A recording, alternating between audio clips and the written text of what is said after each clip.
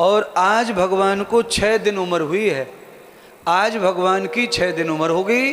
गौ माता के मूत्र से, दूध से, दही से, घृत से और शहद, यमुना जल स्नान करवा के भगवान को गौ माता के घी में बाती डालकर कांसे की थाली पर काजल बनाया है और पहली बार लाला की आंखों में काजल का अभिषेक करवाया है। क्या करवाया? हाँ, पुराने जमाने में माताएं अनपढ़ थी पर काम पढ़े लिखे करती थी। अब छोरियां हो गई पढ़ी लिखी और काम करती हैं अनपढ़ के। बड़ा मुश्किल हो गया है महाराज।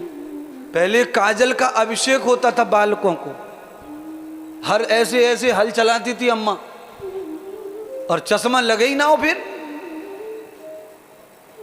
कांसे की थाली पे जब से चश्मा लग गया, कांसे की थाली गायब हो गई और चश्मा ना लगे बच्चों की आंखों पे, तो उसके लिए क्या उपाय है?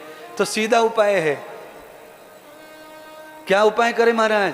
गर्भवती महिला को रोज 2 काली मिर्ची खानी चाहिए और 1 चम्मच गाय का घी खाना चाहिए 9 महीने तक, और व्यायाम करना चाहिए। फिर इसके पेट में जो बालक है उसे 70 साल तक चश्मा लगने वाला नहीं है। अब घी खा रहे नहीं है छोरियां, पाउडर पी रही हैं, हेलोपैथी का पाउडर, बोलो अंग्रेजी पाउडर। ज्यादा धनवान महिलाओं को आयुर्वेद पे बिल्कुल भरोसा नहीं है। आयुर्वेद किन के लिए बनाया? गरीबों के लिए। तुलसी के पत्ता तोड़ लो, पानी में उबाल के पी लो, बुखार ठीक। अमीर लोग ऐसा काहे को करेंगे? अमीरों के पास तो पैसा फटा ही जा रहा है। पर जहां गरीबी की जरूरत है वहां अमीर को भी गरीबी का कभी कभी अनुभव करना चाहिए। हाँ, उससे कोई अपन गरीब थोड़ी हो जाएंगे। गरीबी का प्रदर्शन करने से गरीब थोड़ी हो जाएंगे। लक्ष्मी तो भाग्य में लिखी हुई है, वो तो वही रहने वाली है। पर हम गरीब हो जाएं कहाँ? जहां जरूरत पड़े वहां। अच्छा, लोगों का व्यवहार बड़ा कमजोर हो गया। जहां उनको गरीब बनना है वो वहां अमीर बनते। अमीर, हाँ अमीर मंदिर जाएंगे बिहारी जी के, अमीरी दिखाएंगे, रुपया निकाल के देंगे। वहां पे खड़े रहते हैं कुछ लोग, उनको हमें दर्शन कराओ, जल्दी करवाओ, जल्दी। अच्छा, बिहारी जी भी इतने ज्यादा फ्री हो चुके हैं पंडों के साथ में कि 500 रुपये में फटाक से दर्शन दे देते। बड़ा मुश्किल है महाराज। 500 रुपये में बिहारी जी का दर्शन हो रहा है तो फिर भजन करने की क्या जरूरत है? काहे को जप करें, काहे को तप करें, काहे को अंडा छोड़ें, काहे को मांस छोड़ें, काहे को तम्बाकू छोड़ें, काहे को झूठ छोड़ें, काहे को लड़ाई छोड़ें, काहे को चुगली छोड़ें, काहे को चांटी छोड़ें। ये सब करते कराते वृंदावन आ जाओ, 500 पकड़ाओ, दर्शन करो, हंडा फोड़ो और निकल पड़ो घर को। सबरे पाप धुल गए, दर्शन हो गए बिहारी जी के। और इससे भी कम और है, इससे भी कम है। वहां तो आप 100 रुपये दे दो जमुना जी पे, वहां तो पूरे धो देता है। बोलो, जब इतना रेडीमेड धर्म हो जाएगा हिंदुओं का, तो फिर कुछ आगे चल के भला होने वाला फिर आगे भला नहीं होगा। कमजोर मत बनाओ धर्म को, संस्कृति को, परंपरा को, खुद को प्रगाढ़ता के साथ। दूसरी संस्कृति का कोई व्यक्ति आकर अपने से पूछे कि ये श्लोक गीता में कहाँ मिलता है, तो आपको बता देना चाहिए कि ये श्लोक इस अध्याय का फलाना श्लोक है। तब तो हिंदू संस्कृति बचेगी, अन्यथा फिर बचने वाली नहीं है। अब बताओ, गीता पे हाथ धर के सौगंध खा रहा हूं, मैं जो कहूँगा सच कहूँगा, सच के सिवाय, और प्योर झूठ बोल रहा गैया। कटघड़े में खड़ा होके को काला कोट भी और सफेद सब मिलके झूठ बोल रहे, और गीता पे हाथ धर के सौगंधे खा रहे हैं। अब बताओ, इनको माफ करेंगे वो भगवान जो बंसरी वाले? गीता उनकी वाणी है, मेरे से कहे बगैर रहा जाता नहीं है। परेशान है मुझसे सब, इसीलिए मैं भी जल्दी निकल रहा हूं दुनिया से बाहर, क्योंकि गीता की सौगंध मैं तो कभी खाने वाला नहीं। मार दो, मारना है तो। गीता की सौगंध, बोलो, गंगा जी की मैं गंगा मैया ही सौगंध खा, गंगा मैया ही सौगंध, मैंने तो जी कही नहीं बात, गंगा मैया है।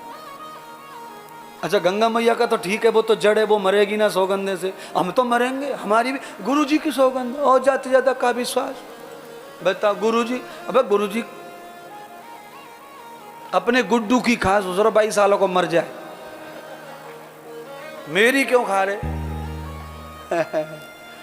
मेरे कहने से कौन मर रहा भाई, और मरे तो मर जा, कौन सी धरती पे भजन कम है रो। पर मैं तो भैया जगाने और जिंदा रखने के लिए कथा सुना रहा हूं, मारने के लिए नहीं। हाँ मैं किसी को नहीं, पर सौगंधे बिल्कुल भी खानी नहीं। क्यों खा रहे हो?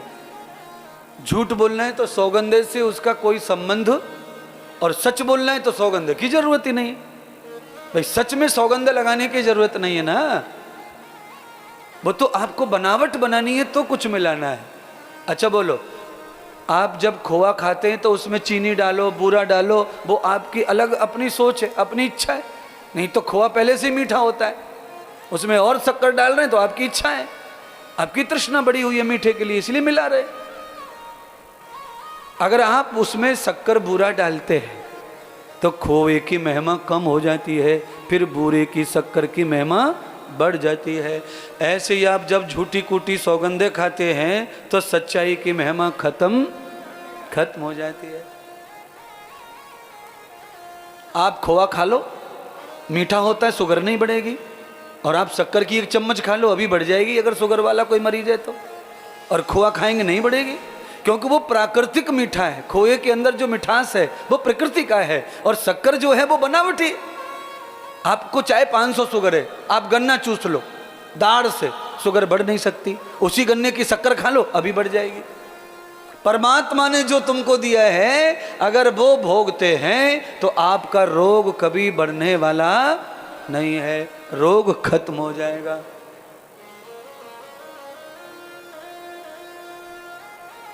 आज भगवान की छठी का पूजन हुआ। आपके घर में भी बालक हो तो छठी पूजन जरूर करवाना। छठी पूजन में गौमूत्र से पहला स्नान होता है 6 दिन के बाद। अब ये जमाना नहीं है मेरी बात मानने का, पर अब मानेंगे तो फायदा ज़्यादा मिलेगा, क्योंकि इस समय वायरस ज़्यादा है। उस समय वायरस बहुत कम थे जब ये सब होता था, और वायरस की वजह से ये सभ्यता, ये भी आयुर्वेद का सिद्धांत भागवत में आया है। गौमूत्र की सेवा लो, गाय का ताज़ा दूध आंचल से, थन से बालक के ऊपर छिड़को, बाल्टी में लाओ, फिर लोटे में लो, फिर निलाओ, दूध ठंडा हो जाता है, उसकी वैल्यू कम हो जाती है। आंचल का दूध बालचे पे छिड़क के मारो, आंचल में से, थन में से, बच्चे की पूरी बीमारी खत्म हो जाती है। गर्म दूध आंचल का जब पड़ता है तो बच्चा इतना सुंदर हो जाता है कि फिर जॉनसन्स बेबी लगाने की जरूरत पड़ती नहीं है। हाँ, अच्छा आप में से कोई दूध से अपने बच्चे को नहलाता है? मैं चैलेंज कर रहा हूं, मेरे कहने से आप अपने बच्चे को 6 दिन के बाद गौमूत्र से, गाय के दूध से, घी से, शहद से और यमुना नदी जल से, किसी भी नदी के जल से, बारिश के जल से स्नान करवा दो। और मैं चैलेंज कर सकता हूं 100 वर्षों तक उसके शरीर पर कभी भी चमड़ी का कोई रोग आ जाए, आ ही नहीं सकता। और जॉनसन्स में घुस जा 15 साल में दुनिया भर के रोग आएंगे। शरीर खराब हुए जा रहे हैं, कोढ़ शरीर में हो जाता है, चटके पड़ जाते हैं, पटके पड़, सब शरीर की बीमारी आ जाती है, क्योंकि आप ज़्यादा जल्दी, जब चमड़ी नाजुक है तो हमें केमिकल का प्रयोग बहुत कम करना चाहिए। ज़्यादा केमिकल पुताई हो जाती है बचपन में, तो फिर जैसे ही शरीर में हार्मोन्स क्रिएट होते हैं तो शरीर में फिर चमड़ी के रोग भी पैदा होने लगते हैं।